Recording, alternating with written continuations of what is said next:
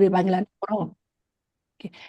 Prof. Badawi merupakan akademisi senior Bapak Ibu di bidang manajemen strategis serta manajemen sumber daya manusia yang juga aktif dalam berbagai riset ilmiah berskala nasional dan internasional. Malam ini Prof. Badawi akan meletakkan fondasi akademisi atau teorisi mengenai bagaimana strategic elemen dalam pengelolaan kebijakan publik. Kepada Prof. Badawi kami persilakan Prof. Baik, terima kasih Bu Dr. Din ya atas waktu dan kesempatannya.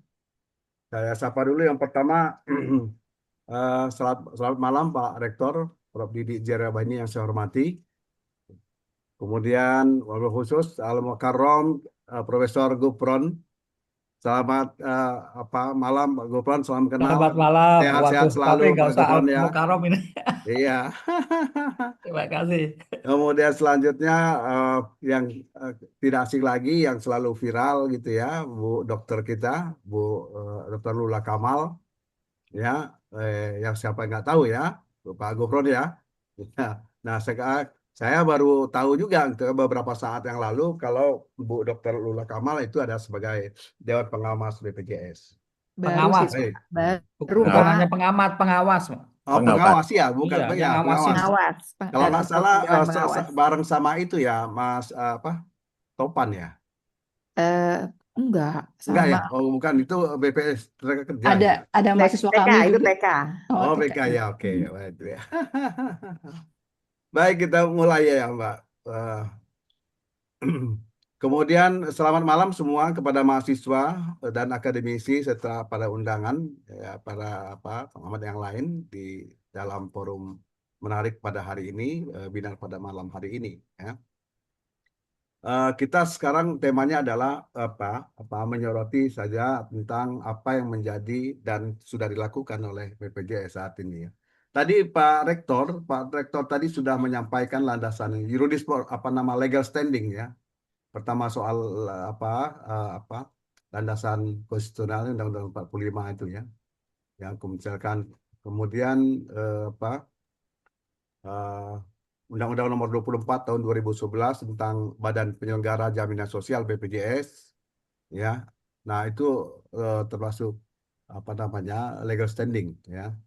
Nah, tapi yang paling penting adalah bahwa kelahiran BPJS ini adalah amanat Undang-Undang Dasar 45 dalam rangka untuk menjamin kesehatan warga negara ya oleh negara gitu ya. Jadi dalam pasal 28 H ayat 3 itu menyatakan bahwa setiap orang berhak atas jaminan sosial yang memungkinkan pengembangan dirinya secara utuh sebagai manusia yang bermartabat. Nah, kemudian juga dari pasal 34 menyatakan bahwa negara mengemban sistem jaminan sosial bagi seluruh rakyat Indonesia dan memberdayakan masyarakat yang lemah dan tidak mampu sesuai dengan martabat kemanusiaan. Kemudian selanjutnya ya, saya memberikan aplaus kepada ya kan dari koperasinya kan? Iya. Bisa didengar? Bisa ya? Saya yang bocor. Halo, Bu Mbak Din. Jelas, Prof. Bisa Sudah lihat jelas, ya? Prof. Iya. Baik, ya saya pertama kali memberikan aplaus dulu ya kepada Prof.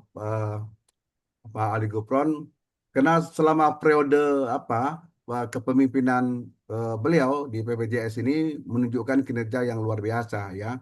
Yang tadinya hampir gagal bayar BPJS ini dan macet di mana-mana soal pembayaran kepada pihak ketiga, alhamdulillah di bawah kepemimpinan beliau ini ya, kepemimpinan beliau ini eh, tidak terdengar lagi sebetulnya ya klaim-klaim yang terhambat, yang lambat bayar, gagal bayar dan lain sebagainya. Malah dia meluncurkan program IDRJ itu, IDRJ. IDRJ itu sebetulnya adalah eh, apa semacam semacam program yang sangat sangat dibutuhkan ya dalam situasi yang mendesak seperti ini dalam pembenahan administrasi dan pembenahan manajemen ya di BPJS ini sehingga tidak ada lagi keterlambatan apalagi misalkan gagal bayar ya BPJS terhadap pihak-pihak rumah sakit kemudian dan yang lain ya termasuk ini. Nah, tapi yang jadi persoalannya semenjak bulan Februari ini ya ada kebijakan tentang penonaktifan PBI ya. PBI ini adalah fasilitas BPJS yang fasilitas untuk warga negara miskin ya. Ini ada 11 juta penonaktifan PBI ya. Ini adalah beberapa waktu yang lalu dari bulan Februari sampai sekarang pun masih dirasakan oleh hampir 11 jutaan eh, apa masyarakat miskin gitu ya, dalam hal ini tanda kutip, itu merasakan kesulitan karena misalkan untuk tiba-tiba ketika dia ke rumah sakit ya, memanfaatkan jasa BPJS-nya, pelayanan BPJS-nya, tiba-tiba itu dia baru tahu kalau kartu BPJS-nya nonaktif gitu, tidak bisa digunakan gitu lah tiba-tiba. Nah, sementara persoalan mendasarnya adalah ketidakupdatean antara Kementerian Sosial, data miskin Kementerian Sosial dan Kementerian Sosial yang berimbat kepada fasilitas pelayanan BPJS gitu. Nah, ini ya penonaktifan bahwa ini menyudutkan bahwa sistem administrasi kepesertaan PBI memiliki kerentanan yang serius dan perlu segera ditangani secara sistematik, bukan sekedar khusus.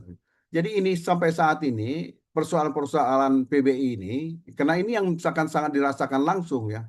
Karena BPJS ini sebetulnya memegang amanah luar biasa, ya kan,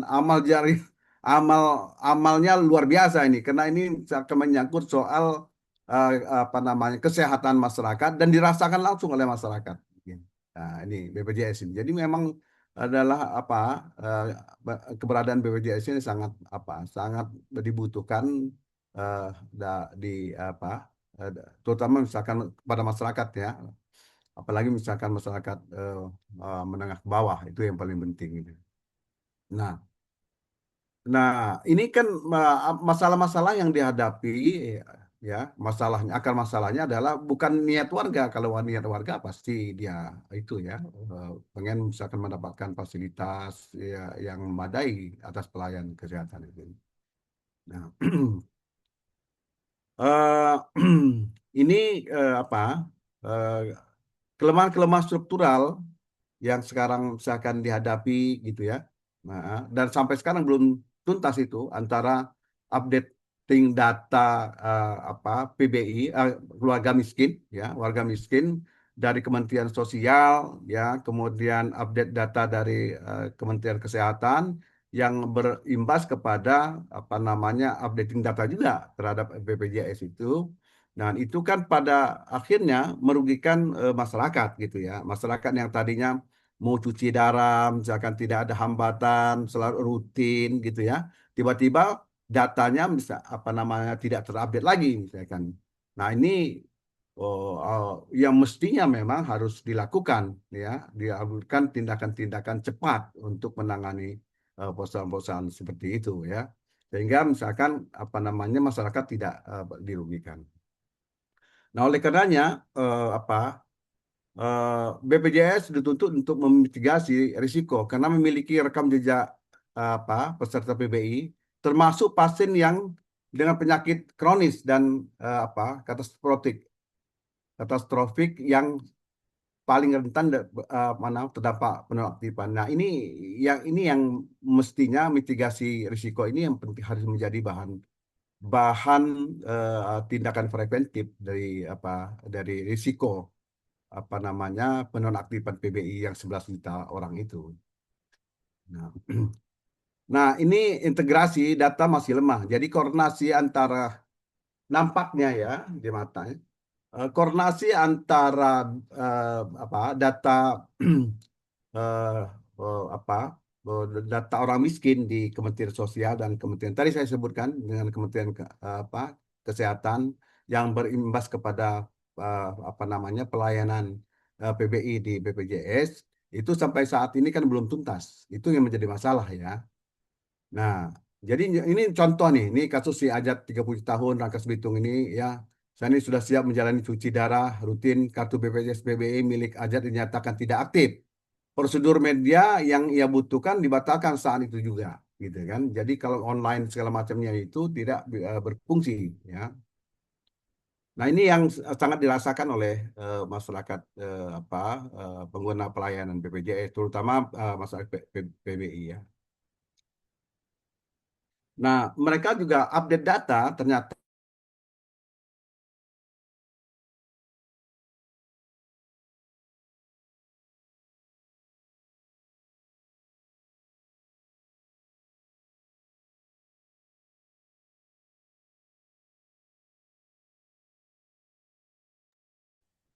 Prof. Gadali kayaknya internetnya bermasalah.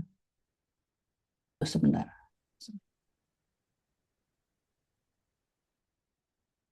Udah rejoin lagi.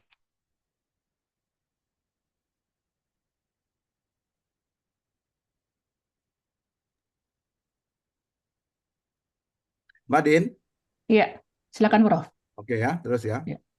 Ya. Nah, ini yang dirasakan oleh masyarakat miskin, terutama saya lebih fokus pada malam hari itu menyoroti soal Izin Prof, pelayanan PPT-nya kepada yang kepada megang PPT-nya Prof siapa ya? PowerPoint-nya? ya, PowerPoint-nya belum keluar. bentar.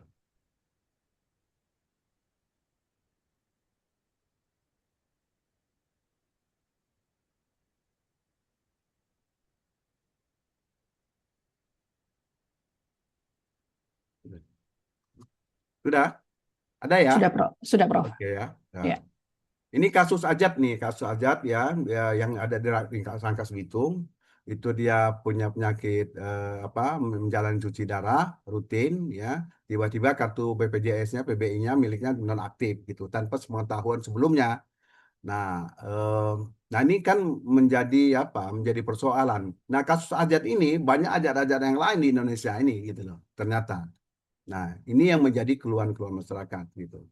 Nah, kemudian di lain pihak ada juga misalkan keluarga yang mestinya tidak mendapatkan fasilitas PBI karena dia orang mampu, kaya dan sebagainya dengan fasilitas yang lengkap, justru dia masih mendapatkan fasilitas PBI. Nah, itu menyangkut soal diskriminasi keadilan, ya. Nah, akhirnya apa? Akhirnya aja terpaksa melewati proses berlapis dari kelurahan, kecamatan, dinas sosial, ya kan? Dan kadang-kala tidak serta merta berhasil itu urusannya, karena panjang kan dari RT, RW, kelurahan dan segala macam. Nah, itu yang juga termasuk memprihatinkan, ya. Ya. Kemudian nah, ini integrasi real time ya, yang belum jalan, verifikasi lambat dan lain sebagainya. Ini kondisi lapangan ya. Nah, ini relawan kesehatan Indonesia mengungkap bahwa data kesehatan tidak bersifat real time ya, dan belum berintegrasi. Nah, dan itu memang beberapa waktu yang lalu diakui oleh Menteri Sosial ya, Saifullah Yusuf, bahwa sekarang dalam proses ya, dalam update data apa orang miskin yang termasuk dalam PBI itu gitu loh kan. Dan begitu pula dengan Menteri Kesehatan, dia juga mengakui bahwa belum ada sinkronisasi antara Kementerian Sosial dengan Kementerian Kesehatan. Nah, itu kan dampaknya ke BPJS gitu ya. Ya. Kemudian, nah ini ya, nah ini persoalan-persoalan yang sekarang nih, data Kemensos belum terupdate, sorry, nah, salah ini tulisannya, terupdate gitu ya. Kemudian data PBI juga BPJS belum terupdate karena memang data Kemensosnya belum selesai juga, ya mengklasifikasi mana miskin, mana mampu gitu, mana setengah mampu dan lain sebagainya ya. Nah ini menyangkut soal pada akhirnya layanan ya. Dari data update tadi itu tentu kan harus mana yang misalkan layak diaktifkan dan mana layak yang dinonaktifkan gitu. Nah, ini menyangkut uh, tindakan yang cepat ya, karena ini menyangkut pada akhirnya menyangkut soal pelayanan prima terhadap anggota PBI ya. Nah, ini salah satu uh, uh, apa kunci ya, transparansi data dan penanganan cepat nih. pertama hentikan saling lempar tanggung jawab. Nah, ini harus solid ya pemegang pemangku kebijakan tuh Kementerian Kesehatan, Kementerian Kementerian Sosial gitu ya. Nah, memang harus solid, harus kerja bareng secepat kena. Bagaimana mungkin dia akan menyelesaikan program PBJS ini dengan cepat kalau update datanya misalkan tidak solid ya antara dua kementerian itu gitu. Kemudian perbaiki integrasi pembaruan data. Nah, ini walaupun ini sedang berlangsung, tapi ini agak lamban nih sampai sekarang. Karena memang dari bulan Februari sampai sekarang, ya, sampai saat ini, ternyata persoalan-persoalan PBI ini belum tuntas. Ya, jadi ada sekitar 10 juta lebih update itu belum terupdate sedemikian rupa. Ya. Nah, kemudian mengacu pada kasus aja tadi itu memang harus ada jalur reaktivasi cepat gitu ya karena memang kalau orang cuci darah itu kan nggak bisa ditunda-tunda kalau dia misalkan 1 minggu 3 kali atau 2 kali ya harus 3 kali dan 2 kali itu gitu nggak bisa misalkan nanti dulu harus diaktifkan dulu misalkan ya apa eh, kartu PBI-nya nggak mungkin gitu ya karena itu kan kalau udah cuci darah itu kan hitungan waktu, hitungan detik, apalagi Pak Dokter Ali Gufron, seorang dokter dia paham betul itu risikonya itu. Ya apa sama dengan Mbak Dokter Lula Kamal ya.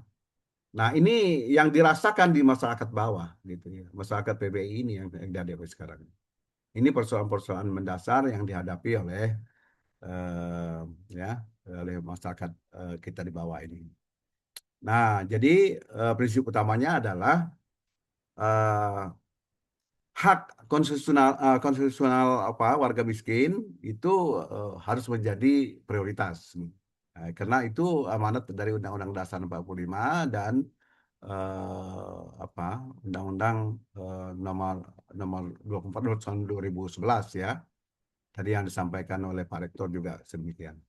Ini yang mungkin yang perlu menjadi persoalan-persoalan. Apa yang saya sampaikan ini adalah berangkat dari fakta di lapangan gitu ya, pengetahuan.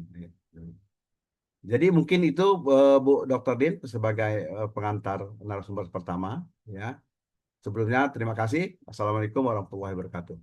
Waalaikumsalam warahmatullahi wabarakatuh. Terima kasih Prof. Badawi atas sintesis akademisnya tentang BPJS BPI saat data salah, hak kesehatan ikut tersendat, tentang tantangan yang masih dihadapi seperti integrasi data yang masih lemah dan juga inkonsisten indikator. Setelah memahami dari perspektif akademis tentang pengolahan data dan mari kita lihat bagaimana strategi implementasi BPJS Kesehatan.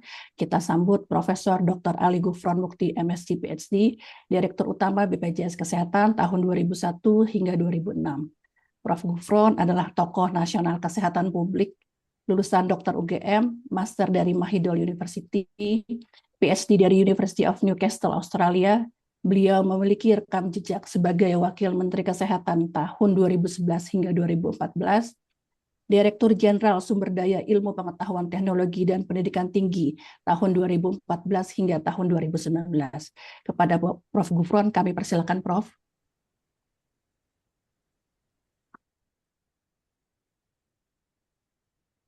Iya, terima kasih. Apakah slide-nya udah bisa dilihat? Belum ya? Belum terlihat, Prof. Oke, siap. Kalau gitu saya share ini. Iya.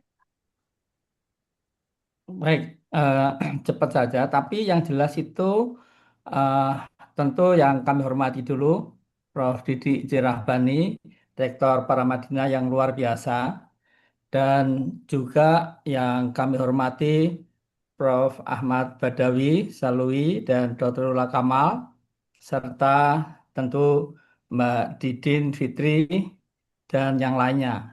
Jadi ini luar biasa karena apa? Memang contoh bagaimana sebetulnya kebijakan publik, demikian juga manajemen ini saya kira sangat pas untuk BPJS. Nah, persoalannya bagaimana kita bahu-membahu mewujudkan impian USC di Indonesia itu sebagai implementasi kebijakan publik dan Ini manajemen tadi. sustainability pada vendor penyedia tenaga ahli daya mitra. Halo, Ada yang bocor deh, tolong peserta itu dimatikan ininya. kita teruskan ya. Mohon maaf Nanti ini waktunya siap. Kita mulai 7.31 jadi 20 menit nanti kira-kira 7.51 ya. Jadi begini, mohon maaf, contoh dari sisi legalitas Undang-Undang Dasar saya kira tadi sudah pasal 28H dan juga pasal 34 itu negara mengembangkan sistem jaminan sosial, tetapi jaminan sosial ini tentu di undang-undang, bukan undang-undang lah, Declaration of Human Rights itu tahun 1948 disampaikan terutama di ayat 25, 25 dan 22 ya, bahwa kesehatan itu sebetulnya bagian dari hak asasi, hak dasar manusia gitu. Jadi tidak hanya di sini, meskipun ada seorang yang bilang bahwa nah itu harusnya kewajiban negara, arah dari internasional kayak gitu. Tetapi memang di dalam Declaration of Human Rights tadi bahwa kesehatan hak dasar setiap orang, pelaksanaannya itu tergantung kepada negaranya itu. Sekarang pertanyaan ini Pak Rektor, kenapa Indonesia tidak memilih tax base seperti di UK? UK itu nggak ada ngumpulin duit seperti di Indonesia, nggak ada. Kontribusi gitu nggak ada. Tapi mereka itu adalah berbasis pada pajak. Masalahnya, nah kebetulan saya itu dulu sebagai ketua tim persiapan BPJS, dua-duanya kesehatan dan tenaga kerja. Memang kesehatan akhirnya kita pilih bukan pakai tax base, tetapi kontribusi. Kenapa? Karena yang punya NP itu maksimum itu 2,5 dari hampir 200 juta orang waktu itu. Gitu. Jadi, nah ini karena kontribusi yang dipilih. Yang menarik, Bapak sekalian, bahwa SDM-nya ya ini tentu kita godok sedemikian rupa nanti diawasi oleh Bu Lula Kamal sedemikian rupa sehingga kita singkat ini inisiatif, integritas, kolaboratif, pelayanan prima dan inovatif. Nah, yang program JKN ini tentu kaitannya dengan ekonomi sangat jelas. Ini dilakukan oleh teman-teman UI melakukan studi dampak dari BPJS atau program JKN terhadap ekonomi kesehatan, ekonomi secara keseluruhan, kesehatan ekonomi secara keseluruhan gitu. Nah, yang menarik Bapak Ibu sekalian, nah bahwa ekosistem BPJS itu tadi disampaikan juga oleh Prof. Badawi terkait dengan berbagai macam kolaborasi atau strategic alliance tadi ya. Industri layanan kesehatan jelas itu tidak hanya rumah sakit tapi layanan primer. Pemerintah jelas non pemerintah dan BPJS itu lembaga menurut saya tidak sepenuhnya pemerintah tapi juga tidak sepenuhnya swasta atau publik ya. Jadi ini semi gitu. Ya, nanti kita jelaskan mengenai lembaganya ini karena banyak yang masih belum paham gitu. Nah, ini dengan perbankan juga lembaga keuangan, peserta PBI, non PBI, PBI yang disinggung oleh Prof. Badawi tadi. Nah, yang menarik bahwa badan hukum publik itulah BPJS dan bukan badan usaha untuk mencari profit. Itu dijelaskan. Yang menarik ini kedudukannya itu langsung di bawah presiden gitu, bukan melalui kementerian. Nah, ini banyak yang salah dikira di bawah sebuah kementerian. Dan saya ungkapkan lagi, BPJS bukan lembaga kesehatan, bukan, tapi lebih lembaga keuangan, tapi tidak ada, bukan di bawah Kementerian Keuangan. Cuman kalau urusan keuangan ya di bawah Kementerian Keuangan, urusan kesehatan di bawah Kementerian Kesehatan, urusan sosial terutama PBI yang disebut Prof. Badawi tadi di Kementerian Sosial, urusan dari pemerintah daerah di dalam Kementerian Dalam Negeri kayak gitu. Ini yang banyak tidak dipahami itu. Nah, yang menarik ini yang banyak juga belum tahu bahwa keuangan BPJS itu hanya titipan dana amanat aja itu, bukan tax base tadi. Jadi dananya tetap punya dana peserta, bukan dana BPJS. Meskipun tadi disampaikan oleh Pak Rektor itu dananya cukup besar ya. Tidak ada kementerian mengelola dana lebih besar daripada BPJS. Kalau ada sebutkan. Kalau kami kemarin Pak bikin RKAT itu 200 triliun lebih itu untuk tahun 2026 ini. Gitu.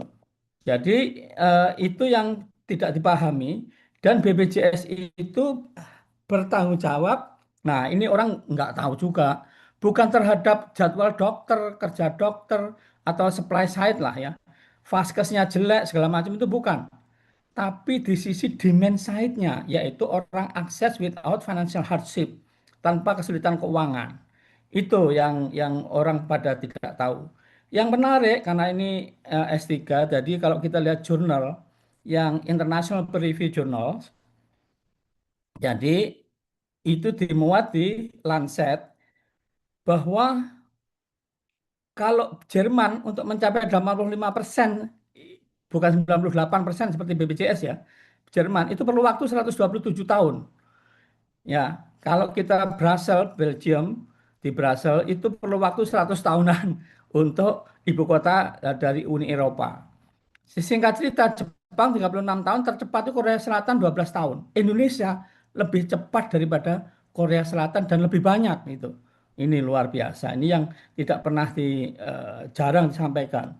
Nah, yang menarik Bapak Ibu sekalian, jadi ini kalau perbankan ya, perbankan aja, itu kami masuk masih defisit 5,7%. 5,7 triliun, maaf. Atau 5,6, hampir 5,7 triliun gitu. Jadi tahun yang sama tiba-tiba surplus. Kemudian kami dipanggil presiden, wah apa yang dikerjain gitu. Akhirnya rumah sakit, karena kita tahu waktu itu seperti Prof. Badawi sampaikan tadi, hampir saja nggak mau kerjasama atau males lah gitu. Males kerjasama. Akhirnya setiap hari itu kita berikan down payment. Nah, jadi uang muka agar rumah sakit itu tidak kesulitan.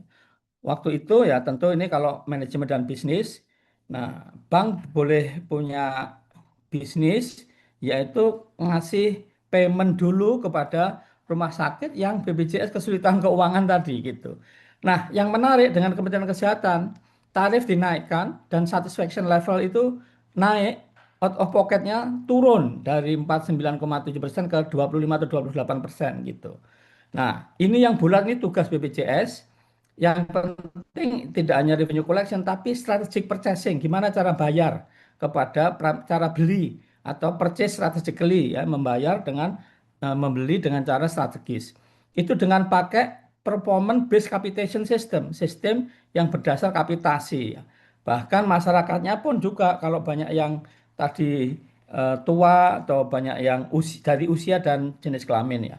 Tapi yang jelas, kalau kita bicara tentang conceptual framework quality transformation itu, waduh, konsep cuan balik Donabedian ataupun yang lain sangat kompleks. Oleh BPJS dibikin sederhana mungkin. Kenapa isi waktu kami masuk itu belum bisa harus pakai kartu BPJS. Sekarang enggak, pakai KTP aja bisa. Faster, waktu itu ya kami di WA, belum dilantik sudah di WA protes. Pak, gara-gara kalau bisa BPJS kami harus mendapatkan layanan itu 6 jam, 7 jam. Apalagi yang PBI tadi diceritakan Prof. Badawi tadi. Nah, non-discrimination. Dulu, jangankan pelayanan, manggil saja bisa beda loh peserta PBI sama non-PBI. Atau peserta BPJS dengan non-BPJS. Gitu. Nah, akhirnya ya masih ada yang didiskriminasi tapi sudah turunnya banyak sekali. Bahkan Rumah Sakit Muhammadiyah di Solo, itu kalau pasien BPJS di nomor satukan, yang lain enggak. Saya sampaikan jangan gitu dong, ya disamakan aja entah BPJS atau non BPJS gitu. Nah untuk di rumah sakit ini cara bayarnya saya nggak usah jelasin ya karena waktunya. Tapi ini pesertanya ada 3 kelompok gitu, yang jelas disupport oleh IT sistem yang sangat canggih gitu. Dan pembayarannya itu, nah kalau dulu nggak pernah namanya collection rate itu 95% lebih nggak pernah. Nah, sekarang itu waktu kami tinggal itu masih 96%. Ini luar biasa. Dan macam-macam lah. Yang jelas single scheme ya. Nah, dulunya itu ada 300 scheme lebih karena setiap daerah bikin juga gitu. Nah, yang menarik Bapak Ibu sekalian, layanannya itu ada yang tatap muka, ada yang tidak tatap muka. Non tatap muka, contoh mobil JKN itu pakai, kalau antri itu sambil tidur aja bisa sekarang. bahkan care center ya, bahkan sekarang ini kalau Pak Rektor ini Prof Didik mau exercise gitu tiap hari langkahnya berapa, nah, itu bisa dihitung berapa kalori yang spend gitu. Nah, swasta aja masih belum gitu, BPJS sudah. Waktu kami dulu kan komutnya InHealth ya, itu komut InHealth dapat emas ya, champion untuk brand name lah ya. Lalu BPJS nggak kita anggap karena apa? Ya BPJS itu. Tapi rupa-rupanya BPJS itu akhirnya dapat selalu emas ya. Bahkan yang dari Jerman namanya Allianz itu awalnya itu emas jadi perak ya, jadi perunggu jadi hilang. Nah BPJS-nya tetap emas terus. Waktu kita tinggal juga masih emas gitu. Yang menarik ya, ini Bapak Ibu sekalian sering, loh gimana? Tidak hanya uang muka, tapi hati-hati loh dengan BPJS. Kenapa? Karena rumah sakit bisa bangkrut gitu. Lah, bangkrut gimana? 2014 jumlah rumah sakit di Indonesia atau FAKRTL lah, rujukan itu 1.681. Sekarang sudah lebih dari 3.162. Yang kerjasama itu tahun 2024, sekarang udah lebih lagi gitu. Jadi ini luar biasa, bahkan kepuasannya ini selalu meningkat ya, survei oleh pihak ketiga ya. Nah, kalau dilihat jeleknya, waduh banyak, atau kurangnya ya, bukan jeleknya, kurangnya itu banyak. Tapi kalau sudah ke Inggris ya, nanti Mas Rio bisa sampaikan itu. Kalau yang sudah di Inggris baru tahu bahwa Indonesia itu BPJS-nya mantap gitu. Nah, sekali lagi menunjukkan KTP saja sudah bisa ya. Ini wakil dari masyarakat atau DPR lah, salah satu anggota pernah nanya, loh itu gimana? Saya sudah nanya konstituen saya, 20% yang punya kartu BPJS. Ngapain saja tuh direksinya gitu. Nah, kami tanya, Pak, Bapak kelihatannya kurang piknik ya. Kenapa? Karena udah 2 tahun ini kita nggak mencetak. Karena pakai KTP saja bisa. Nah, bagaimana dari sisi policy publik ya, kebijakan, tapi terimplementasikan dengan real. Di seluruh Indonesia itu pakai KTP aja bisa. Sementara sampai sekarang, nah di Malaysia belum bisa gitu. Untuk seluruh ya, kecuali yang publik itu bisa. Nah, ini baik sekali. Nah, ini kita interconnected dengan semuanya ya.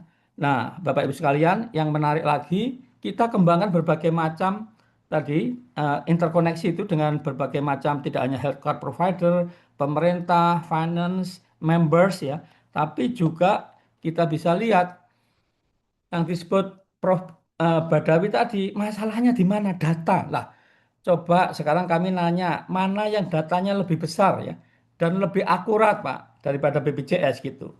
Cuman BPJS bukan nggak ada kurangnya, saya tahu kurangnya, cuman nggak elok disampaikan, tetapi itu big data dan data analitik ya. Dulu itu agak tertutup Pak. Sekarang ini kita buka termasuk berbagai universitas ya di luar negeri itu bisa akses, apalagi para Madinah ya tentu. Nah bahkan ya kita kembangkan ini termasuk apa namanya AI ya itu bisa nanya apa saja itu tentang BPJS itu. Ini ditanya langsung dijawab ya. Bahkan ya cuman kadang-kadang ada hoax dan itu yang banyak dipercaya ya. Oleh karena itu kita diundang tidak hanya ini contoh I'm Charles dari Garrett. Amerika, dari I'm Boston ya. representing Sarepta, which is a Kita bawa company ke BPJS. in Boston, United States, but also I'm here with my colleagues. Well, first of all, I'm super impressed with everything we've seen here. When I walked in, it looked like Star Wars. Jadi kayak Star It's really Wars. something out of the future here.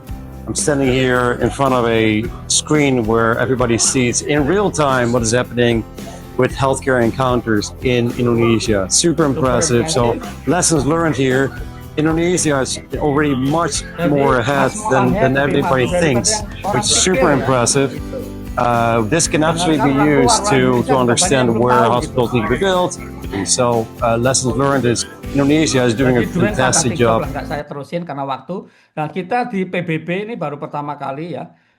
Tidak hanya di PBB, di berbagai macam, nih, di EDB, di macam-macam lah. Bahkan di Afrika Selatan ini konsultannya masuk ke tempat kita ngasih saran suruh niru Afrika Selatan lah. Di Afrika Selatan aja kita satu-satunya negara yang diminta untuk diwawancara seperti di podcast atau TV gitu. Ini di UCLA ya, di UCL, di Coventry, di Melbourne Uni dan macam-macam. Yang menarik Bapak Ibu sekalian, itu sampai namanya ini nih kita sebutkan sedikit aja. Good Practice Award itulah pertama kali ya dari Asia Pasifik itu didapat oleh BPJS yang diberikan oleh ISA. Yes, and now the winner can be announced. So I would like once again to winner. So from 168 entries in the jury had to select one that was outstanding and deserved to be awarded as the winner of the competition. So it is my great pleasure to announce the winner of the ISA Good Practice Award for Asia and Pacific for 2021. The winner is the Social Security Administrating Body for Health BPJS Kesehatan Indonesia. Kesehatan Indonesia ini dari berbagai negara itu, waduh, mereka pada heran dan sekarang dijadikan benchmark ya. Kira-kira seminggu yang lalu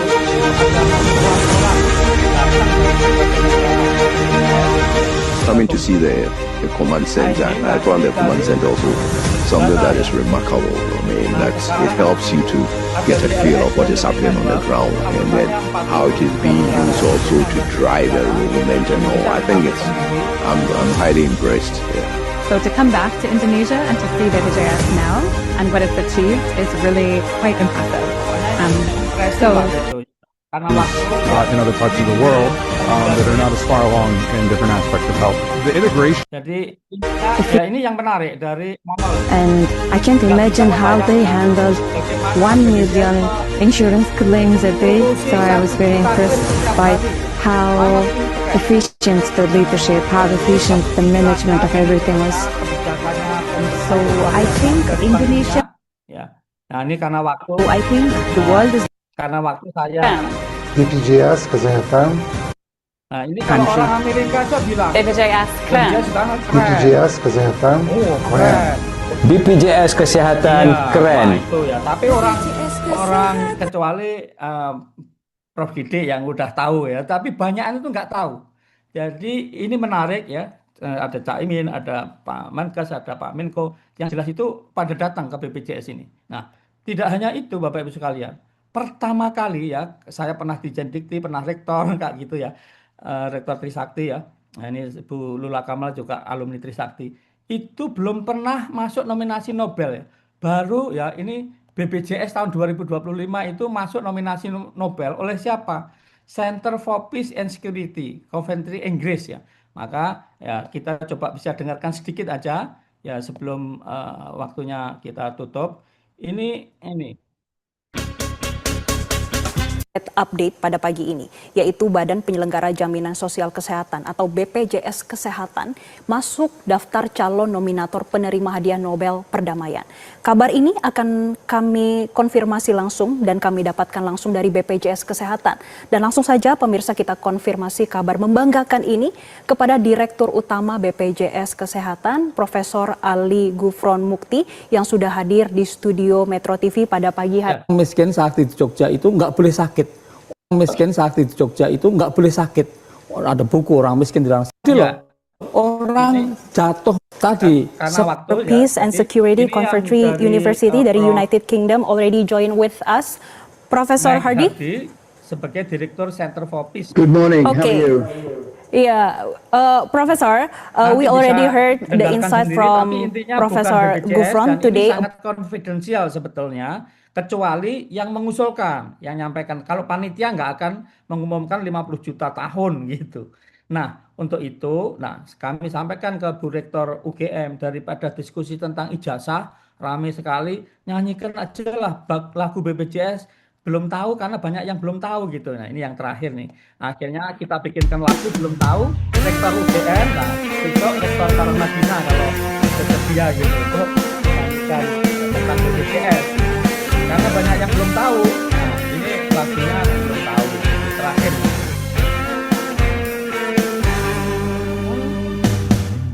Ku tahu kamu belum tahu, BPJS sudah sangat maju. Banyak negara yang mau kirim dengan kendali biaya mutu. Banyak persepsi yang masih keliru, dikira kelompok yang mereka tidak mampu. mereka yang tidak mampu, padahal sistemnya sudah menyatu. Kamu belum tahu. Ya kami harap dari para Madinah ketika ini aja kami tahu di rumah sakit loh ada BPJS 1 belum. Loh, apa mereka? Mereka siap membantu. Tolong kamu cari tahu.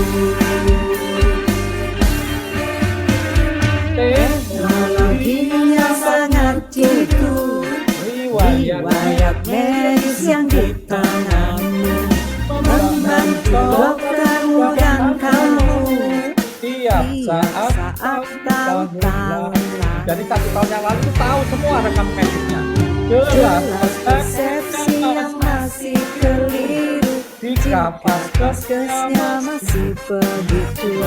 Layani tak seperti harapanmu, laporkan saja ke BPJS 1. yang ada sudah dihubungi setiap rumah sakit.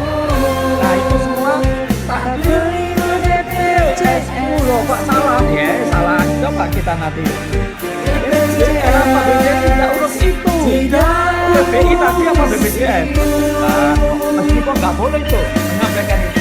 BPJS itu menjamin akses tanpa doku. Dulu ya, kalau mau cost sharing silakan aja. Semoga kamu jadi tahu. Meski kamu dan keluargamu jadi peserta yang saling bantu, jangan lupa jaga selalu kesehatanmu dan keluargamu. Baik, harus dijaga karena ini hak ya. Tadi secara kebijakan ya, hak publik dan harus dijaga kesehatannya. Demikian, terima kasih. Waktunya pas saya kira lebih 2 menit ya kalau saya ngomong 751, 753. Terima kasih. Assalamualaikum warahmatullahi wabarakatuh. Waalaikumsalam warahmatullahi wabarakatuh. Terima kasih Prof. Luar biasa lagunya, menarik sekali Prof. Dari lagu aja kita sudah bisa mengenal BPJS melalui lagu ya Prof. Menarik sekali. Belum tahu. Terima kasih banyak ya Prof. Kita bisa mengenal dan lebih memahami BPJS Kesehatan, melihat dengan jelas bagaimana BPJS berkolaborasi membangun ekosistem JKN. BPJS juga membangun bisnis model yang tadinya defisit menjadi surplus pada tahun yang sama, Prof. Ya, Bahkan diawasi sama Bu Lula Kamal nanti. bahkan sistem JKN-nya paling cepat di dunia berarti Prof ya, lebih cepat dari Betul. sektor Dan ya. itu mendapatkan penghargaan ya. Jadi ketua atau presiden sebutnya, Presiden ISA itu datang ke Indonesia memberikan penghargaan kepada Wapres yang dulu ya, gitu. Oh iya Prof, gitu ya. Oke Prof, terima kasih. Terima kasih atas paparannya Prof. Selanjutnya gitu ya, Bapak Ibu. Sebentar Prof, boleh di stop share screen-nya Prof? Iya, siap. Terima kasih Prof. Oke. Melengkapi perspektif teori dan eksekusi eksekutif tadi, kita perlu melihat bagaimana fungsi check and balances serta tata kelola risiko dijalankan agar komitmen pelayanan tetap terjaga. Telah hadir juga bersama kita Dr. Lula Kamal MSc. Beliau meraih gelar dokter medis dari Universitas Trisakti, menyelesaikan studi Master of Science di bidang Addiction Study di King College, Inggris. Dikenal juga sebagai praktisi kesehatan, aktivis sosial. Saat ini beliau mengemban amanah sebagai anggota Dewan Pengawas BPJS Kesehatan dari unsur tokoh masyarakat. Kepada Ibu Dr. Lula Kamal, dipersilakan Bu.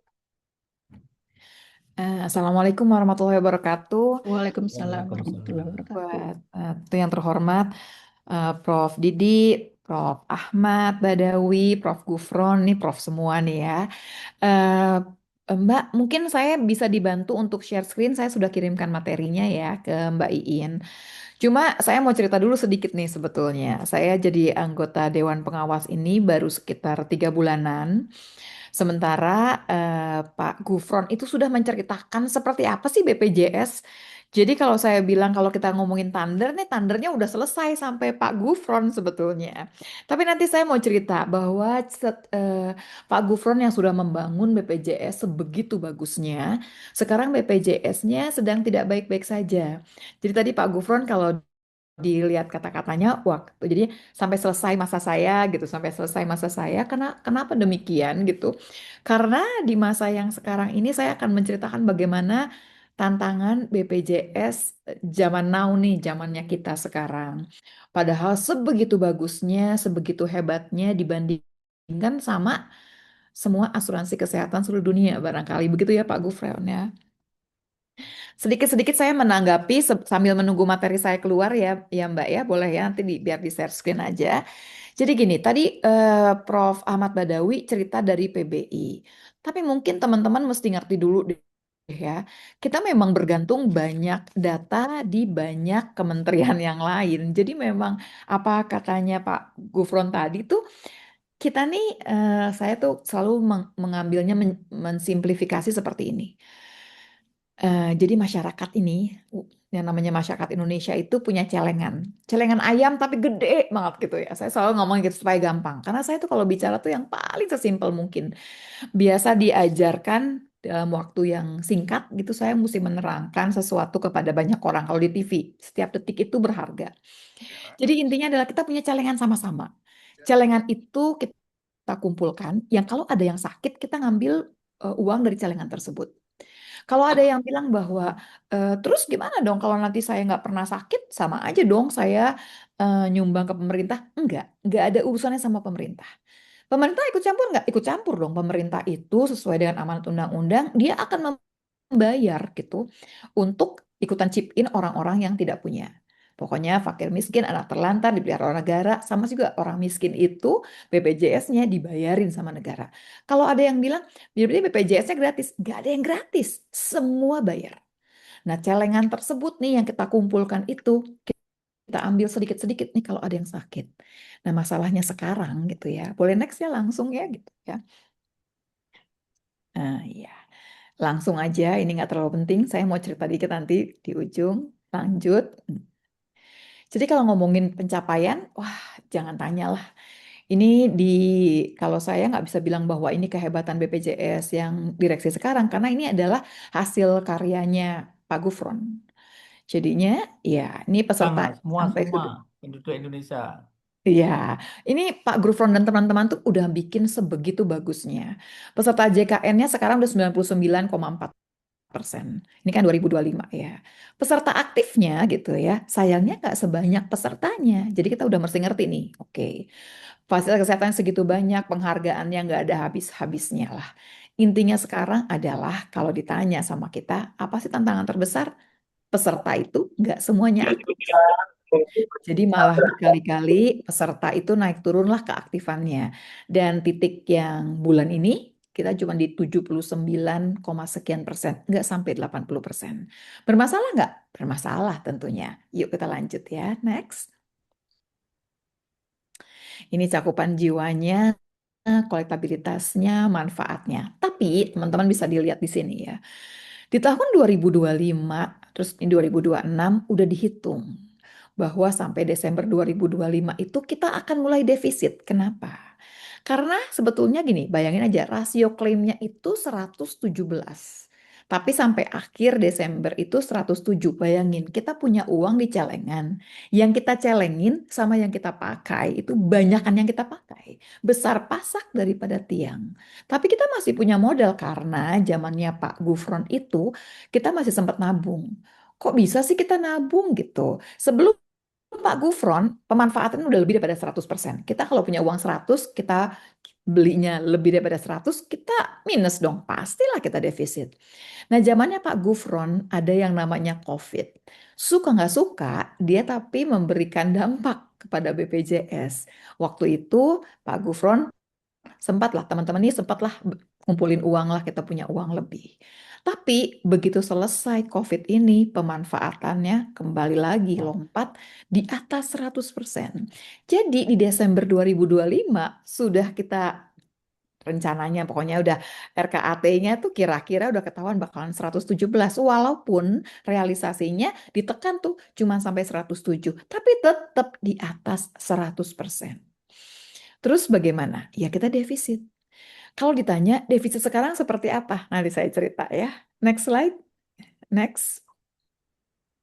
Selalu pertanyaannya adalah tantangan berkelanjutannya seperti apa? Bisa nggak sih berlanjut yang namanya BPJS ini gitu ya. 111,86%. Ini jalan terus nih. Jadi tiap bulan kita defisit. Bulan-bulan pertama kita mulai jadi direksi baru, dewas baru, kita sudah bisa bercerita bahwa per bulan kita itu defisit 2 triliun. 2 triliun loh, nggak main-main. Jadi ini proyeksinya di 2026 kita akan proyeksi 20-30 triliun kita defisitnya. Kemudian dan beban paling banyak adalah penyakit-penyakit katastrofik. Lagi-lagi jantung, kanker, ginjal, stroke. Tapi kan ini penyakit yang bisa dicegah. Exactly. Penyakitnya masih penyakit yang bisa dicegah. Berarti gitu ya, sepanjang perjalanan BPJS yang barangkali tantangan kita, yang PR kita yang belum selesai adalah kita harusnya menitik beratkan bukan di kuratif, bukan di pengobatan, tapi promotif, preventif. Nah, ini belum jalan dengan baik. Sehingga uang kita habis nih buat belanja kesehatan. Bukan menjaga kesehatan loh, belanja kesehatan karena orangnya sudah sakit. Begitu. Dan lagi tambahan lagi tantangan yang paling besar adalah peserta yang nggak aktif itu ada 58,32%. Berarti dia nggak bayar iuran. Nggak bayar iuran. Terus gimana gitu? Padahal kalau semua bayar iuran, apakah kemudian kita nggak akan defisit? Belum tentu juga. Kalau kemudian kuratifnya terus-terusan, bisa juga nanti one day defisit. Tapi kalau ditanya, hutangnya berapa banyak sih tunggakannya? Tunggakannya sendiri lebih daripada 20 triliun, 28 triliun lebih kira-kira. Jadi terus bagaimana? Itu dia masalahnya, PR kita sama-sama. Direksi baru ketemu dengan dan dewas masuk ke dalam BPJS dalam keadaan tantangan yang seperti itu sebetulnya. Kemudian tantangan demografi sendiri kita tahu ada aging population, ada TBC yang masih berjalan, penyakit kronis yang begitu banyak, dan adanya invasi medis. Bayangin, iurannya BPJS tidak naik-naik setelah sekian tahun. Sementara kalau dihitung-hitung, yang namanya biaya medis di Indonesia itu udah paling murah dibandingkan sama negara-negara lain. Tapi kalau menaikkan iuran, terus bagaimana dengan masyarakat? Sebetulnya masyarakat yang kena adalah yang di tengah, ya, dan di atas lah pasti ya. Yang di bawah, yang memang miskin itu akan dibiayai oleh negara atau oleh Pemda, namanya PBIJK atau PBI Pemda. Jadi mereka dibiayai oleh daerah atau oleh pemerintah pusat. Sebetulnya yang kena bukan yang paling bawah, sebetulnya yang di tengah yang akan kena. Tapi masalahnya masih banyak masyarakat yang hampir miskin. Jadi waktu iuran dinaikkan tentu akan kesulitan. Iuran dinaikkan itu bukan jadi pilihan, apalagi dalam keadaan yang sekarang ini. Next slide. Yes, kita tunggu ya. Lanjut. Jadi kalau ditanya 5 isu yang paling penting, yang pertama adalah ancaman defisit yang sampai 30 triliun, penonaktifan 11 juta peserta PBI yang sampai sekarang belum aktif lagi. Tadi Prof. Ahmad cerita, tapi Prof. Ahmad permasalahan cuma satu. Saya tuh waktu Pak Gufron ditanya dan disudutkan perkara PBI ini gitu ya, saya mengerti sekali. Karena PBI ini di luar kekuasaan kita. Yang menentukan itu adalah Kementerian Sosial begitu. Kemudian jumlah PBI itu nggak akan berubah. 96,8 juta orang yang akan ditanggung oleh PBIJK. Nah cuma 96,8. Terus gimana? Kalau dihitung-hitung, rakyat miskinnya itu desil 1 sampai desil 5 itu lebih daripada 96,8. Nah kemudian mulai jadinya orangnya bisa berganti gitu kan, dianggap yang ini lebih miskin, pindahin ke tempat yang lebih miskin lagi. Yang sekarang akan diusahakan adalah bagaimana kemudian desil 1 tercover semua, desil 2 tercover semua, desil 3 baru naik ke desil 4 dan desil 5. Jadi kemudian ada orang-orang yang dianggap udah nggak masuk tuh dia untuk dibiayai karena udah punya pekerjaan. Sebelumnya misalkan tidak punya pekerjaan. Nah itu semua yang pegang data bukan BPJS. BPJS tuh cuman, jadi saya sering sekali nih, padahal baru 3 bulan kayaknya jadi dewas. DM saya itu sekarang kalau di Instagram, isinya tuh semua orang mengeluh. Saya langsung mikir, gimana jadi Prof. Gufron gitu ya. Jadi pertanyaannya juga sama, bulak-balik mengenai yang sama. Khususnya Intinya harus cuma satu. panjang. Nah, makanya saya udah bayang gimana jadi Prof. Gufron ya. Selalu nanyanya gini, gara-gara saya orang miskin. Saya cuma bilang gini, di BPJS kita nggak pernah ngelihat orang. Mau dia miskin, mau kaya, mau mancung, mau cakep, mau jelek, mau tua, nggak ada. Cuma 2 peserta itu, aktif atau tidak. Kita nggak tahu backgroundnya yang lain, nggak penting buat kita. Nicknya masuk, tinggal dibagi 2, aktif atau tidak. Begitu dia aktif, nggak peduli siapa yang bayarin. Mau Pemda, mau pemerintah pusat, haknya sama. Karena ingat, tidak ada yang tidak bayar. Exactly. Prof. Ahmad Badawi tadi akan menyebutkan nggak ada yang nggak bayar. Bayar betul semua. Karena kita bayar, kita punya hak yang sama. Dan Prof. Gufron ini sudah menunjukkan bahwa NIK sudah cukup. Dan apa yang dikerjakan sekarang, semua rapi. Bapak Ibu, untuk jelasnya lagi, rumah sakit sekarang 60-80% itu hidup dari BPJS. Mereka mengantri untuk jadi mitra BPJS. Kalau kemudian ada yang teriak-teriak, wah nggak untung nih merugikan BPJS, rasanya mesti tanya lebih jauh. Betulkah demikian atau mereka yang tidak efisien? Jadi nanti kita bahas lebih jauh lagi ya, apalagi cerita bahwa kalau pakai BPJS itu belum sehat biasanya sudah dipulangkan. Mari kita buka lebih jauh lagi. Apa sih cerita sehat? Dulu waktu modalnya kita belum punya BPJS, tidak ada JKN, kita taunya begini, kalau kita masuk rumah sakit, sehat itu setelah bisa makan sendiri, jalan sendiri, semua sendiri. Makin lama di rumah sakit, artinya gitu, billing buat rumah sakit makin tinggi. Itu yang kita tahu. Sekarang begitu ada BPJS, kita efisiensi. Belajar makan bisa nggak di rumah? Bisa. Belajar jalan bisa nggak di rumah? Bisa. Jadi ceritanya penyakitnya udah selesai, tinggal belajar jalan, pemulihan. Pemulihan nggak harus di rumah sakit. Kenapa begitu? Karena memang setiap tempat tidur di rumah sakit itu sudah ada lagi yang menunggu untuk orang lain. Dan sudah dihitung sebetulnya sakit A cuman butuh 3 hari, sakit B cuman butuh 5 hari. Tapi kalau kemudian kita mau belanja layanan kesehatan, di rumah nggak ada yang jagain, di rumah nggak ada yang bantu ganti popok, oh silakan saja, tapi boleh dong bayar sendiri, nggak mungkin pakai yang namanya BPJS. Ingat, BPJS itu celengan kita sama-sama loh sebetulnya. Waktu kita pemborosan, habislah celengan kita. Implementasi ada yang namanya KRIS. Kita punya kelas rawat inap standar. Ini keren banget ya, yang namanya KRIS ini. Jadi kita tuh udah bikin pelayanan kesehatan yang manusiawi, walaupun kelas 3. Di kelas 3 nggak boleh lebih daripada 4 tempat tidur. Pokoknya jarak dari satu tempat tidur ke tempat tidur lain ada tuh syaratnya. Ada kamar mandi di tiap ruangan. Nggak boleh kamar mandi di luar ruangan rawat misalkan. Nggak boleh kemudian ventilasinya berantakan. Nggak boleh nggak ada AC-nya. Nggak, banyak. Jadinya syaratnya itu jadi sebegitu bagusnya sehingga di kelas 3 saja layanannya manusiawi. Gitu ya. Kemudian wacana kenaikan iuran yang rasanya sulit sekali sekarang dalam keadaan perang dan dalam keadaan dolar segitu tingginya, kemudian BBM sebegitu tingginya naiknya. Jadi memang ini masih harus dikaji lebih jauh dan transisi kepemimpinan direksi yang memang kita masih butuh waktu. Next slide. Ini ada good news, ada bad newsnya 2005-2006 ya. Keberlanjutan operasional JKN tetap terjaga, cakupan kepesertaan tetap tinggi di atas 99% sekarang malah. Sistem digital JKN-nya semakin terintegrasi. Tadi Pak Gufron sempat cerita, Pak Gufron udah punya yang namanya Pandawa. Jadi kita sebetulnya waktu estafet dari Pak Gufron, kita tuh hanya bukan memperbaiki, membuat lebih canggih lagi, membuat lebih indah lagi. Misalkan Pandawa, Pandawa sudah ada.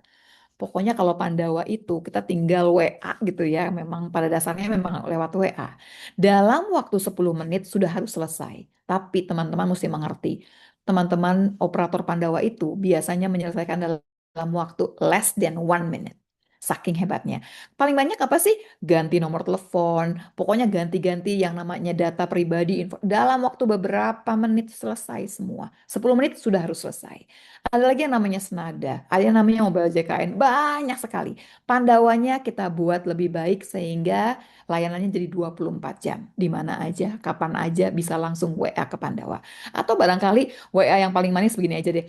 Masukin gini, apakah BPJS saya aktif gitu ya ke Pandawa, kita WA, dia akan tanya, NIK Anda berapa?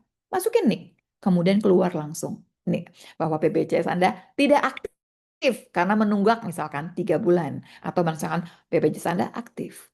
Sebegitu mudahnya. Dan membayar BPJS kanalnya banyak sekali. Sebutin deh, Bapak Ibu mau pakai apa juga sudah bisa. Itu adalah warisannya Pak Gufron dan teman-teman.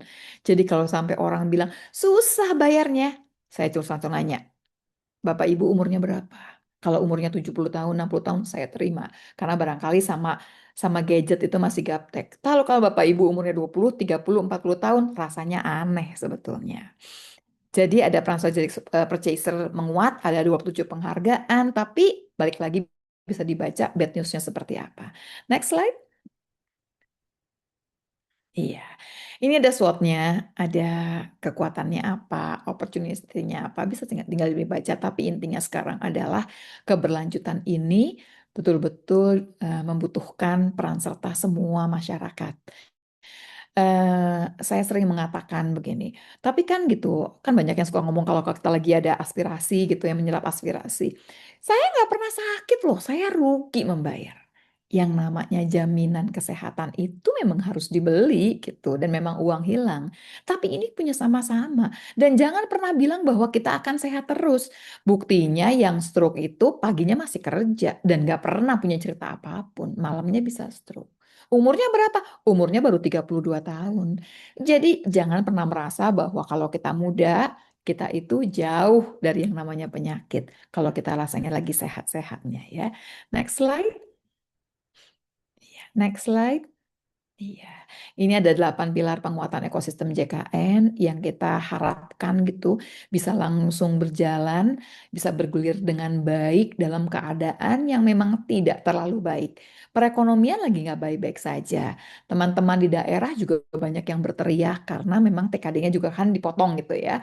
Dan mereka juga membayar untuk PBI, Pemda pun agak serat. Kalau mau ditanya, sebetulnya sekarang Pemda banyak nggak sih yang kemudian menunggak? Banyak. Kita punya tagihan sampai lebih daripada 6 triliun. Ini adalah tunggakannya Pemda kepada kita. Jadi terus bagaimana? Tapi pelayanan kesehatan jalan terus. Ini Prof. Gufron tuh udah biasa melihat yang seperti ini. Apapun yang terjadi, orang sakit tetap harus dilayani. Apapun yang terjadi, rumah sakit harus tetap dibayar. Tapi tentunya berkelanjutan itu bisa lanjut kalau kemudian kita punya daya dan upaya. Nah, dayanya seperti apa? Ayo, saat ini nih sebetulnya saya mau mengajak semua gitu yang kemudian nanti mengerti bagian dari corong untuk mengajak masyarakat lebih mengerti. BPJS itu punya kita sama-sama. Dulu waktu saya fit dan proper test, waktu mau jadi dewas itu, saya ditanya KPI saya sebagai dewas apa? Saya bilang, sebetulnya karena saya dari tokoh masyarakat, saya cuma punya satu aja target. Kalau saya menganggap BPJS itu berhasil, kalau kemudian gitu ya masyarakat merasa bahwa BPJS itu punya mereka. Jadi kalau kita mau ujian, sedia payung sebelum hujan, itu dia. Dan BPJS itu dimiliki dengan baik. Waktu orang bayar gitu ya, bayar iuran itu mengerti karena lagi nabung sebetulnya. One day saya yang sakit dan saya bisa pakai tabungan tersebut, tabungan sama-sama tersebut. Next slide. Iya, ini arahan strategisnya yang harus dijaga dan harus dilanjutkan. Lagi-lagi juga kita sudah banyak membuka peluang kerjasama baik dengan kementerian dan lembaga. Jadi kita mengerti bahwa kita data itu tergantung sama Kemensos, kita segera gitu ya, kita akan punya kerjasama yang baik datanya gitu ya dengan Kemensos, jadi ada sinkronisasi data. Begitu juga dengan BPJSTK, begitu juga dengan Kementerian Kesehatan yang punya CKG. Jadi nggak double-double nantinya. Semuanya kita harapkan bisa nanti terlaksana dalam waktu dekat. Next slide. Tadi kalau melihat, nah ini kan ya, 2026 ini nih ceritanya kalau untuk yang roadmap-nya direksi dan Dewas yang sekarang, 2026 ini stabilisasi karena kita merasa bahwa dalam keadaan perahu yang lagi bergoyang banget karena defisit gitu ya. 2027 bisa penguatan, 2028 bisa transformasi, dan 2029 itu udah ngomongnya berkelanjutan, sustain kita baru bilang. Tapi ini masih masa-masa sulit yang kita harus kejar, dan benar-benar kita berharap bahwa BPJS ini bisa dimiliki oleh semua masyarakat Indonesia ya, benar-benar pegangan kita. Nanti kalau teman-teman lihat juga tadi dari pemaparan Pak Gufron, adalah bahwa kita tuh masih berat di rumah sakit. Kita ngomongnya FKRTL rujukan. Padahal harusnya yang lebih berat itu di FKTP. Harusnya selesai di puskesmas gitu, di klinik awal sebelum dia rujuk ke rumah sakit. Harusnya selesai di sana. Karena begitu kita lempar lebih jauh, pasti biaya akan lebih tinggi. Balik lagi juga, promotif preventif itu harusnya dimulai dari FKTP. Bagaimana menjaga masyarakat jangan sakit. Sakit itu bukan cuma karena dibayarin aja, bukan. Tapi lebih arah kan nggak enak. Ada opportunity loss gitu kan dengan sendirinya. Kemudian sakit itu tidak pernah menyenangkan, walaupun kemudian gratis atau dibayari oleh BPJS. Next slide. Iya, ini rekomendasi strategis dari Dewan Pengawas, perspektif pengawasan untuk keberlanjutan JKN, penyesuaian iuran bertahap dan berkeadilan gitu ya. Kemudian pengendalian fraud dan efisiensi klaim, ini juga akan kita kejar. Kita sudah pakai AI sekarang, ini banyak kemudian kita upgrade kemudian AI-nya. Jadi zamannya Pak Gufron itu sudah ada AI-nya, tapi kita tingkatkan lagi karena sebetulnya kita masih merasa banyak kecolongan dari fraud ini. Ya, fraud ini dari mana aja ya teman-teman sekalian, bukan cuma dipikirkan, oh barangkali karena rumah sakitnya. Rumah sakit itu bisa aja pasiennya nggak ada, tapi ada tuh yang namanya klaimnya gitu. Atau orang harusnya cuma 3 hari, diklaimnya 5 hari. Tapi nggak cuma itu, dari pegawai BPJS-nya bisa gitu ya, tapi bisa juga dari masyarakat. Misalkan punya saya aktif gitu, saya pinjemin ke kakak saya yang mukanya mirip kayak saya, plus bawain KTP-nya juga gitu ya. Kemudian dipakailah, padahal dia sebetulnya tidak aktif, nggak pernah bayar iuran, tapi satu orang bayar iuran dipakai bareng-bareng. Sama aja fraud juga. Reaktivasi dan perluasan kepesertaan. Saya mengerti reaktivasi itu harusnya cepat. 11 juta itu baru kemudian aktif. Yang masih aktif itu belum sampai 1 juta. Sisanya bagaimana? Padahal sudah berjalan 3 bulan. Jadi memang ini yang akan kita kejar, bagaimana kemudian reaktivasi itu bisa dipermudah, ada diskresi di sana begitu ya. Kemudian ada akselerasi transformasi digital dan promotif preventif, ini yang kita kejar supaya kita nggak jadi pemadam kebakaran, habis uang kita cuma membiayai layanan kesehatan karena orang sakit. Tapi kalau kemudian dipakai untuk menjaga supaya orang tidak sakit, pasti jauh lebih murah dan jauh lebih baik. Dan yang terakhir, jaga stabilisasi institusional di masa transisi yang sekarang ini. Next slide. Jadi pesan kuncinya adalah keberlanjutan JKN sebagai amanah bangsa. Ini merupakan instrumen negara, kapabilitas badan, merupakan kekuatan sistem yang dibutuhkan, dan yang paling penting kalau buat saya adalah kepercayaan publik. Waktu publik makin cinta sama BPJS, tahu bahwa dia terlindungi, dia sayang, dia jaga, supaya BPJS ini berlanjut. Jangan sampai kembali ke zaman purba kalau saya bilang, waktu kemudian kalau kita sakit, kita bayar sendiri. Fee for service. Berapapun kita mesti bayar. Teman-teman, waktu teman-teman berpikiran gini, orang kan yang mau cuci darah itu tuh kan panik dong, dia kan tiba-tiba harus PBI, jadi tidak aktif. Terus kemudian banyak sekali di masyarakat yang beranggapan bahwa bayangin gak sih udah dia orang miskin cuci darah dia mesti bayar ratus-ratusan juta. Tidak, sebetulnya yang dia harus bayar adalah kelas 3 which is Rp35.000. Jadi Rp35.000 kira-kira mampu nggak sih gitu. Kalau tinggal di kota besar Rp35.000 itu cuma jadi satu mangkok bakso. Jadi kadang-kadang saya bilang kalau masih bisa beli bakso mestinya bisa bayar BPJS. Karena kita nggak tahu kapan kita sakit. Yang pasti ada yang jaga kita kan. Ingat, walaupun kelas 3 dengan kris yang sekarang kelas 3 itu sudah sangat-sangat nyaman dan manusiawi. Tapi bukan berarti kita harus sakit. Kita jaga supaya kita tidak sakit pastinya ya. Next slide. Terima kasih banyak teman-teman sekalian. Saya cuma menambahkan dari Pak Gufron karena sebetulnya semua ceritanya BPJS itu bermula dari Pak Gufron dan semua tadi materinya. Karena pada dasarnya Pak Gufron tuh baru menyelesaikan satu BPJS yang baik, terus kemudian transisi ke kami dan kami baru mulai memperbaiki yang bisa diperbaiki, di-upgrade lah gitu yang bisa. Tapi masih banyak PR kami sebetulnya. Terima kasih banyak. Wassalamualaikum warahmatullahi wabarakatuh. Terima kasih Ibu. Waalaikumsalam warahmatullahi wabarakatuh. Terima kasih Ibu Dr. Lola Kamal atas paparan yang sangat lugas bahwa tantangan BPJS itu mengelola celengan bersama ya Bu. Ya. Defisit 2T per bulan gitu ya Bu. Itu cukup pusing ya Bu ya, cukup ini ya. Oke, BPJS juga melakukan 8 pilar penguatan ekosistem JKN gitu ya, roadmap keberlanjutan JKN dan juga rekomendasi strategis dari Dewan Pengawas.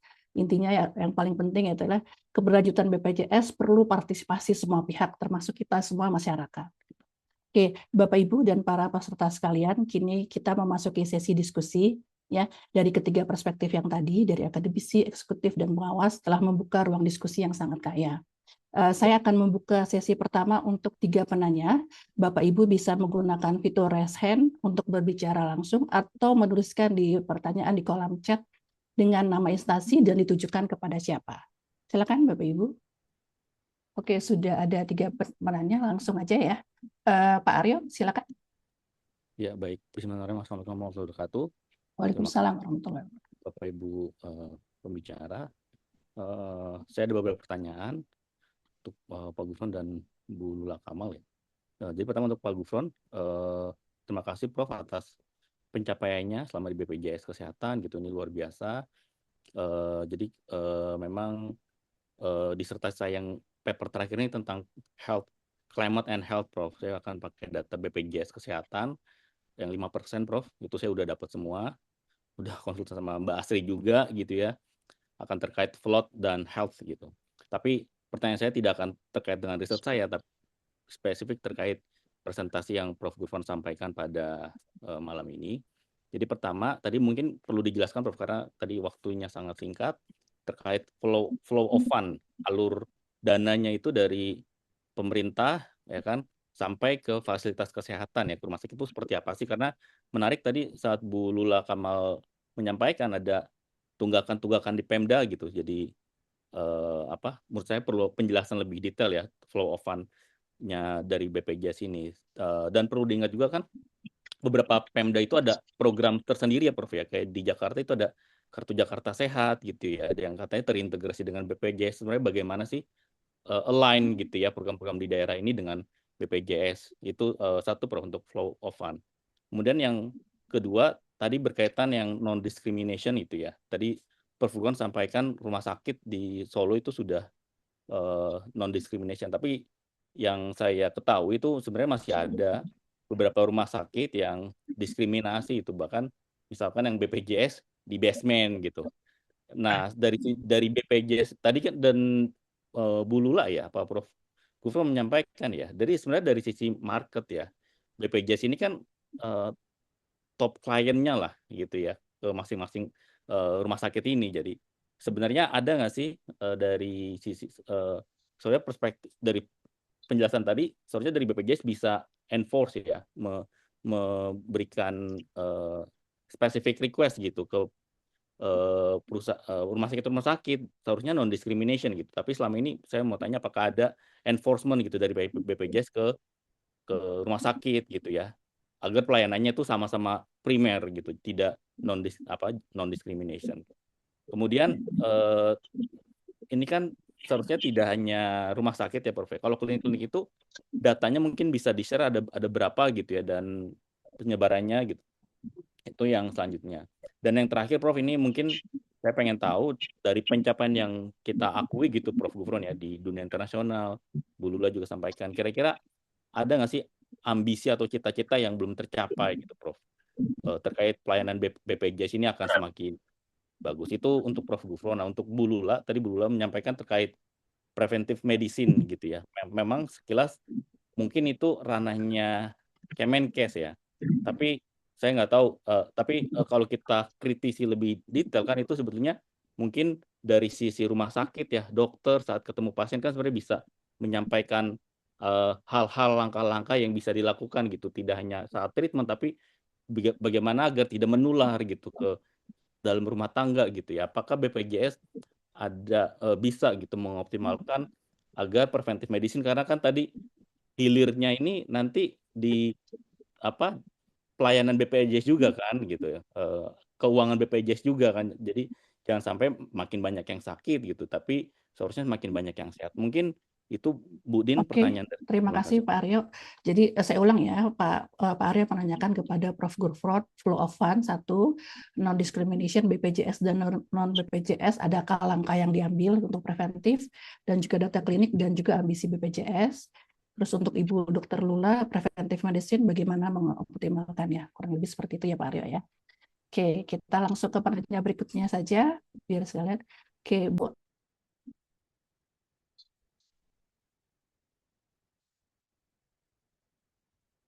Mbak Arlista ada? Ada. Oke, silakan Mbak. Oke. Selamat malam semuanya. Kalau boleh saya karena background-nya juga jurnalis dan pekerja begitu. Kalau misalkan tadi sudah mendengarkan paparan dari Prof dan Bu Lula, biasanya penjelasannya kan lebih ke personal, masyarakat personal. Tapi sebagai pekerja, ini ada sebuah kasus beberapa teman saya, kondisinya adalah pada saat awal masuk perusahaan memang sudah mendaftarkan BPJS begitu. Tapi di saat suatu waktu, entah itu si pekerjanya ataupun anggota keluarga dari pekerja tersebut itu sakit. Namun sayangnya pada saat mengklaim BPJS, ternyata tidak dibayarkan sama si perusahaan tersebut begitu. Nah, apakah ada dari BPJS entah bagian BPJS mananya yang untuk mungkin pengawasan ataupun koordinasi begitu dengan dinas terkait ataupun instansi terkait mengenai hak-hak dari karyawan tersebut yang sebenarnya mereka setiap bulan kan sudah dipotong gajinya untuk pembayaran BPJS, tapi ternyata halo Mbak, sinyal saya jelek ya Mbak? Aman Bu, silakan Bu. Bagus Mbak Arlista. Bagus, silakan, Iya. silakan. Jelas Kak. Iya, jadi maksudnya dari BPJS sendiri apakah ada semacam pengawasan ataupun kontrol gitu untuk perusahaan-perusahaan yang telat bayar nih, karena kasihan juga untuk masyarakat yang notabene adalah pekerja, setiap bulan mereka sudah dipotong gaji, tapi di saat mereka membutuhkan ternyata BPJS-nya tidak aktif karena perusahaan tersebut itu telat bayar. Jadi kan jatuhnya kitanya jadi kayak ya untuk apa kita daftar BPJS, tuh perusahaan juga tidak melaksanakan kewajibannya, terus negara juga tidak memperhatikan kami begitu. Jadi ada mindset seperti itu. Terima kasih banyak. Terima kasih Mbak Arlista. Oke, penanya saya ulang ya Mbak Arlista. Jadi Mbak Arlista nanya gitu bahwa ada kasus karyawan dipotong sama pihak perusahaan, tapi pihak perusahaannya tidak membayarkan ke BPJS-nya. Adakah fungsi atau kontrol dari BPJS? Gitu ya Mbak Arlista ya. Oke, Pak Surahman, silakan. Pak Surahmat, silakan Pak. Baik. Selamat malam. Malam, Assalamualaikum Pak. warahmatullahi wabarakatuh. Waalaikumsalam warahmatullahi wabarakatuh. Saya sebenarnya mau bertanya sama Dr. Lula Kamal. Kebetulan Saya kan kerja di instansi organisasi kemanusiaan, tepatnya itu Palang Merah Indonesia. Ini lebih tepatnya itu di Kabupaten Bekasi. Yang mau saya tanyakan itu, adakah regulasi dari BPJS, Dr. Lula Kamal selaku pengawas, Dewan Pengawas terhadap rumah sakit khusus rumah sakit negeri, karena eh, di eh, karena selama ini saya bekerja, jabatan saya bagian keuangan itu, contohnya rumah sakit Kota Bekasi itu mempunyai hutang BPPD kepada kita senilai 4,8 miliar dari tahun 2023 sampai sekarang belum bayar.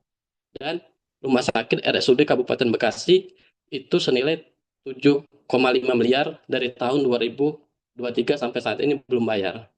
Nah, adakah dari BPJS itu regulasi terhadap rumah sakit itu, bagaimana rumah sakit ini untuk mengcover atau melunasin dari pasien dari rumah sakit ini, maksudnya itu aja sih. Terima kasih. Makasih Pak Surahman. Sorry. Jadi saya ulang ya Pak, adakah regulasi dari BPJS terhadap rumah sakit negeri? Karena rumah Ya. sakit negeri di beberapa kasus yang tadi Bapak sebutkan itu Ya. masih mempunyai kewajiban kepada Bapak gitu ya Pak. Betul, Bapak ini sebagai betul. siapa Pak? Punten Pak. Saya Surahman, bagian keuangan Organisasinya apa? PMI Kabupaten Bekasi. Oh PMI gitu Palang ya Merah Pak, Indonesia, ya. dari PMI ya Pak. Jadi Dari PMI Kabupaten Bekasi, Bu. dari PMI gitu ya. Baik, terima kasih Pak Surahman. Ya, sama-sama. Kita tutup dulu ya. Kita silakan kita langsung ke tanya jawab yang berikutnya. Nanti kita dilanjutkan ke sesi berikutnya. Silakan Pak Gufron atau Mbak Bu Lula. Pak Gufron mau duluan atau gimana Pak? Oh, silakan nanti. Oh tapi Pak Gufron lebih banyak loh Pak. Oh, Silakan. boleh aja. Kalau lebih banyak, lebih sedikit nggak masalah. Mari Pak, nanti saya tinggal menambah aja, Ya. kasih bumbu doang. Loh, enggak, Bu, Lula yang aktif. Saya kan sudah mantan. Saya memang bidang saya itu jaminan. Sejak dulu itu pembiayaan lah, bukan hanya jaminan, tapi pembiayaan kesehatan. Jadi nggak ada soal, karena saya kan orang perguruan tinggi pada dasarnya, tapi 10 tahun lebih, 15-an tahun di pemerintahan. Gitu. Mungkin ada tadi dari Pak Aryo untuk Pak Gufron pertama dulu ya, gitu ya. Pertanyaannya Oh ya, oke, satu, baik. ya. Saya jawab Mas Aryo Erhama. Ya, kemarin sudah di mana Manchester juga tuh ketemu Mas Aryo.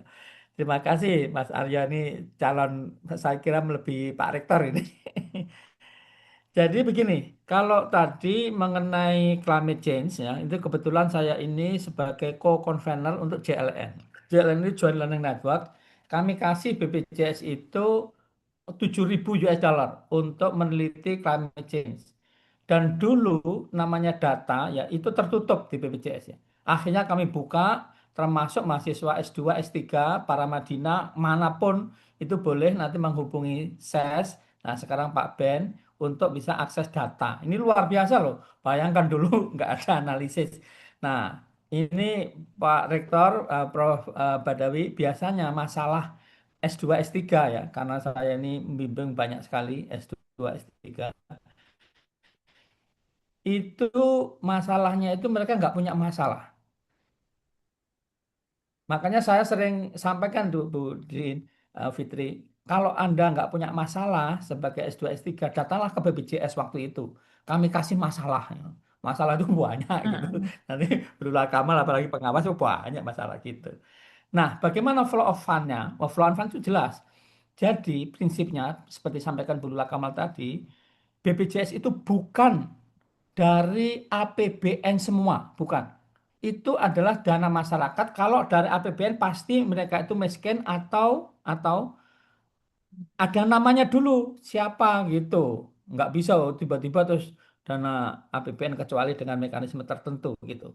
Jadi flow of fund-nya itu jelas dari masyarakat bayar iuran, itu ada 3 jenis, yang miskin atau PBI, yang bekerja di sektor formal atau PNS dan kerja di sektor non formal. Yang formal itu ada dua, PNS sama non PNS. Yang informal atau informal sektor.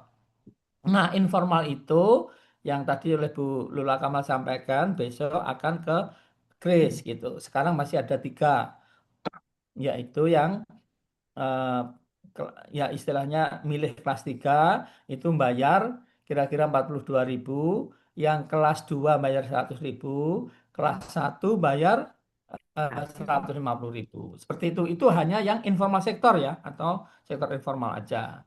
Nah, dari situ masuk ke BPJS semua. Dari pemerintah yang PBI masuk ke Kemkes, ada anggarannya di sana, masuk ke BPJS. BPJS bayar itu pakai kapitasi atau performance capitation base.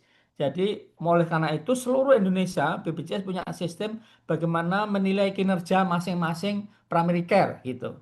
Nah, yang bagus ya kapitasinya dapat lebih bagus.